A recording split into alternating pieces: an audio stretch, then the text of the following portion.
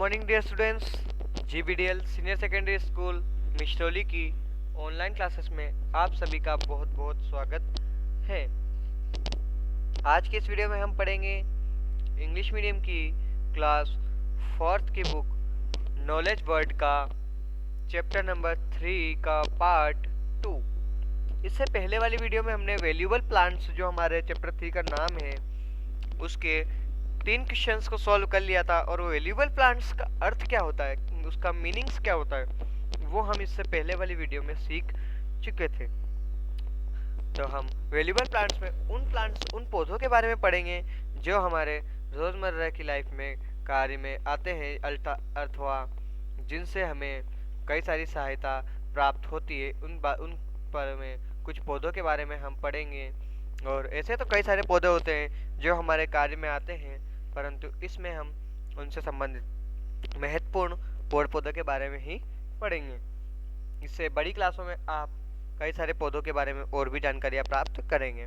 तो इससे पहले वाली वीडियो में हम इसके एग्जाम्पल के रूप में, एग्जाम्पल मान लेते हैं हम लोग, उसी के रूप में हम 3 क्वेश्चंस को अच्छे से सॉल्व किया था। आपको समझ आया होगा कि हमें किस तरीके से बाकी के क्वेश्चन सॉल्व करने हैं। तो अब आ जाइए आप सब क्वेश्चन नंबर 4 पर हम सॉल्व करते हैं। देखिए question number 4, this tree produce green fleshy fruit.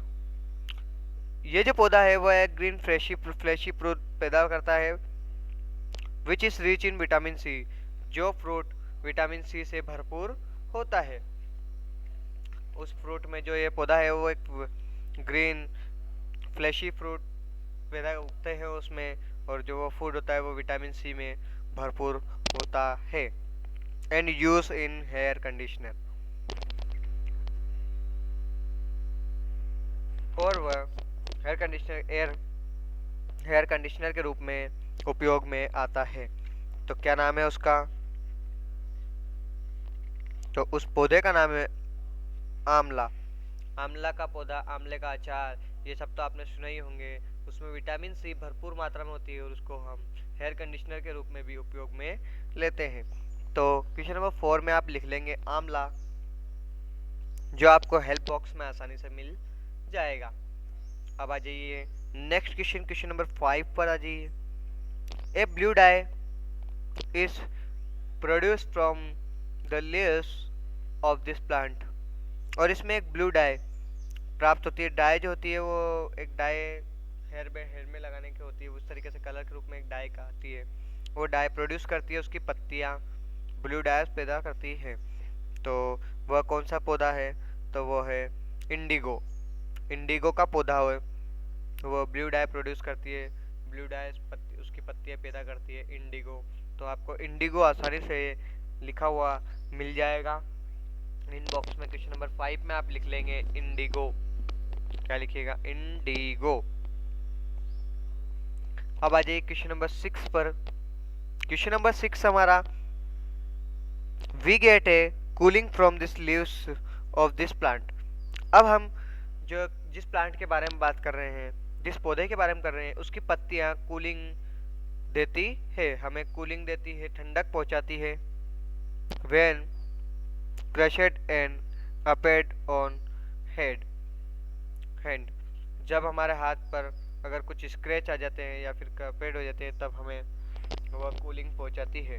This leaves display the orange colour, और उसकी जो पत्तियां होती है वो एक ऑरेंज कलर की होती है, ऑरेंज कलर में दिखाई देती है।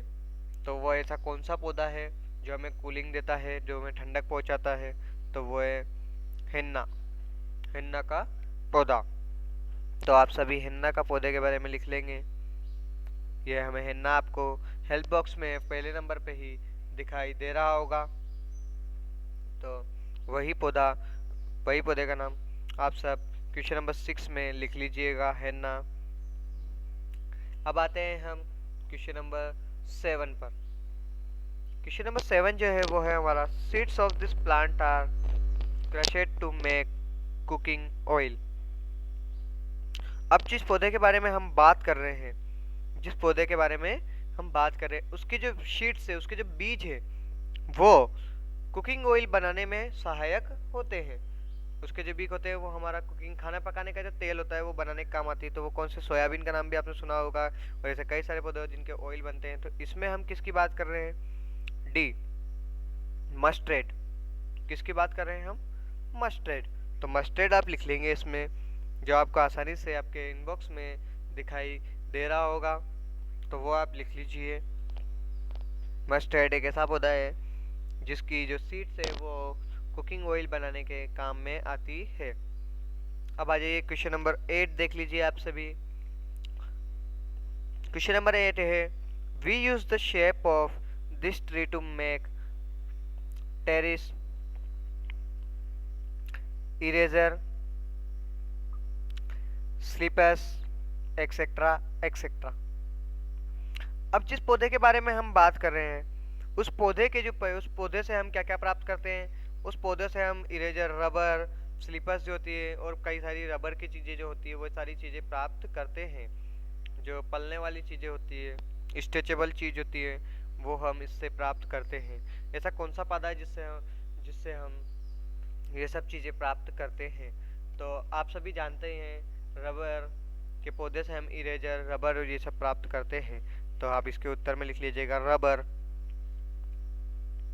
क्वेश्चन नंबर 8 में लिख लीजिएगा रबर।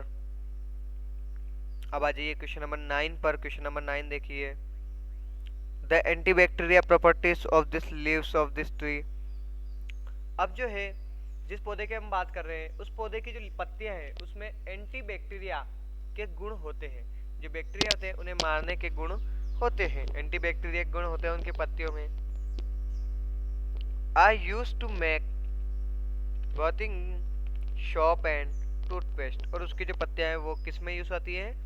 वह बाथिंग, नहाने के साबुन में, और टूथपेस्ट, दांत मांजने के जो टूथपेस्ट होते हैं उसमें भी कार्य में आती है। तो ऐसा कौन सा पौधा है जो हमारे एंटीबायोटिक भी है और एंटीबैक्टीरियल भी है, और जिससे नहाने का साबुन अथवा टूथपेस्ट भी बनाया जाता है? तो वह है नीम का पौधा। तो आप इसके उत्तर में लिख लीजिएगा नीम। नीम का पेड़ आप सभी जानते ही हैं, उसकी पत्तियां कितने का यूजफुल होती है वो सभी आप जानते ही हैं। तो आज की इस वीडियो में हम इतना ही पढ़ेंगे। इसके बाद इसके अगली वीडियो में हम चैप्टर नंबर 4 को सॉल्व करेंगे। तो आज हमने कई सारी चीज़ें पढ़ ली है। एक डिड यू नो वाला भी है, वो बॉक्स भी हम देखते हैं। Rubber comes from a tree. Rubber जो होता है वो ट्री से आता है। उसको क्या कहते हैं? उसको Hevea brasiliensis which originated in south, इसे हम कहते हैं। तो आज के लिए इतना ही, धन्यवाद। अब आप सभी इसके नेक्स्ट वीडियो में चैप्टर नंबर 4 को हम पढ़ेंगे, और अब आप सब इसे अपनी अपनी कॉपी में कर लीजिएगा। धन्यवाद।